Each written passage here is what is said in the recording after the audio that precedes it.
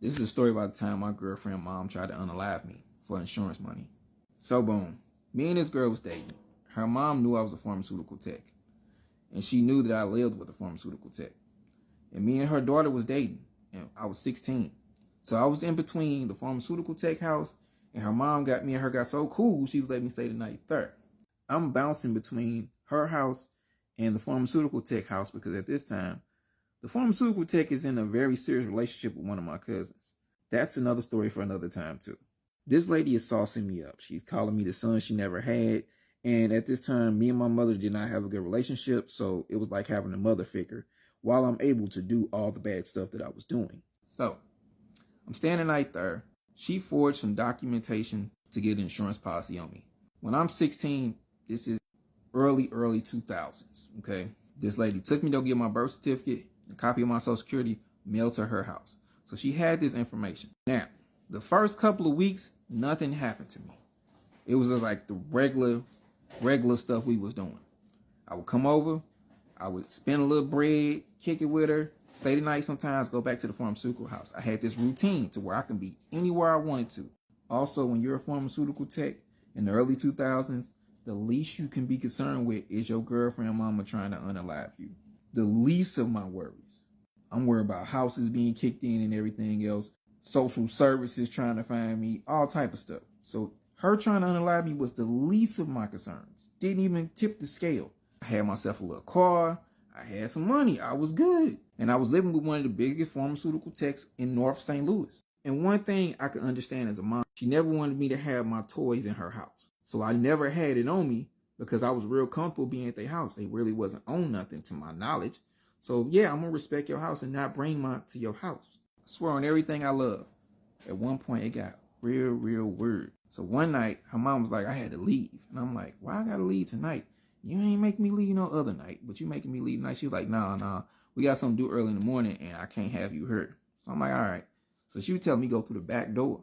So I'm like, okay, thinking nothing of it. I go through the back door, and I start going through the alley. As I'm going through the alley, a dude ran up and grabbed me and was trying to choke me. I got older cousins and stuff. So I've been grabbed from behind and put in the chokeholds and stuff. So the first thing I do is I pull out my pocket knife and but I didn't get in her. I got like on the side. Let me go. He starts screaming, start running. Next day, I come back. The mother acting real weird. I ain't tripping off of it. I go back into my regular routine. I can go from here to there. I'm getting some on a regular occasion. I'm happy. One day, the mom was like, hey, won't you go somewhere with us? I'm like, all right, cool. So I'm in the car. She wanted me to sit in the front. So I sat in the front, which is weird because I have no problem sitting back in the back seat with my girlfriend while you drive. And then she was like, no, I don't want to feel like I'm a chauffeur. I was like, okay, whatever. So I'm in the front. She's speeding down 70, doing like 110. And I don't have my seatbelt on. So she's swerving. So I'm like, put my seatbelt on. As soon as I put my seatbelt on, she slows down. She's like, why you put your seatbelt on? I'm like, because you're speeding and I'm uncomfortable. She was like, you don't need your seatbelt on. I was like, yeah, I do. You have your seatbelt on. She has her seatbelt on. I put mine on. It's a smart thing to do. She gets pissed off. She wants to argue with me. So I'm like, I mean, I ain't got no problem with calling a cab. Like, it's no big deal. She was like, nah. You gonna stay with us. I'm like, okay, whatever. Whatever location we was going to, it got canceled. So we ended up going back. Me being the dog I am, I get caught messing up cheating. So me and the girl get into it. I don't know why I messed up the situation, but I get caught. And then she was like, that's why my mom was going to unalive you. I was like, what you mean? So she explains that my mama had somebody to attack me in the alley, and she was going to push me through the windshield of that vehicle when she was speeding to get the insurance policy. She was trying to speed up the process because my environment wasn't statistically doing what it was supposed to do. And the premium that she was paying on the insurance policy was extremely high. And she wasn't about to keep paying it month after month after month. And it was already 4 months in. We were 16. An angry 16-year-old girl is going to spill the beans. But I wasn't playing with a full deck myself. So we got back together. And I'll never forget this night. We got back together. And her mama was leaving at like 2 a.m. on a Friday night. Randomly. Just leaving. She didn't say she was going anywhere about nothing. So we on the couch, we watching Ghostbusters. And I can never forget this. Her mama leave out the door. And I didn't hear the door clink. I saw the door still open. So I got up, closed the door, locked it. I go sit back down. Somebody trying to open the door and they kind of like mooshing up against the door.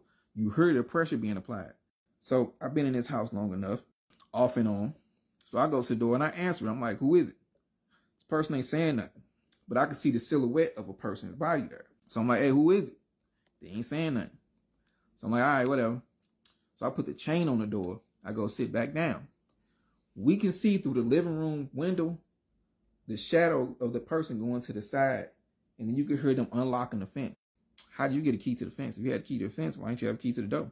They go to the back door. They start trying to open the back door. Back door's not open, so they just beating on the door. So my little girlfriend at that time, she called the police. I'm not feeling this because I got stuff on me. So I'm trying to hide that stuff in the house and hoping they don't come with a K9 to sniff this out. As soon as the police got there, the dude was in the front yard with his hands up. We come to the door, we open the door. The police tell him to turn around. As soon as he turns around, we can see that he has a big old bandage on the side of his face. And he says, I have a gun on me. And dude that I had the scuffle with in the alley is the dude that's outside with the unregistered weapon. So they got him in the car with an unregistered weapon, trying to find out why he was beating on this door. He says that this is girlfriend's house. Hey, we can call his girlfriend and all this other stuff. She know he gonna be there. So they like, okay, well, she knew you was gonna be here, then why couldn't you get in the house? He didn't have no response for that. But they called her mama. Her mama was like, yeah, that's my boyfriend. She come back to the house. They're like, where were you at? She ain't got a good story. They like, well, he was here with an unregistered weapon. Your daughter was afraid. The basic cop stuff happened.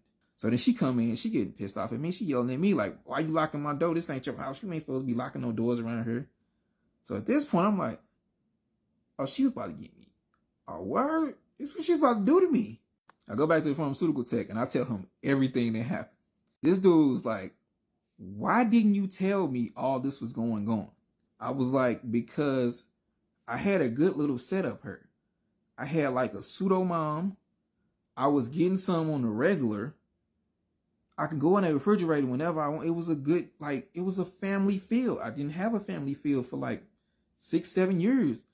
So I was like enjoying the family vibe.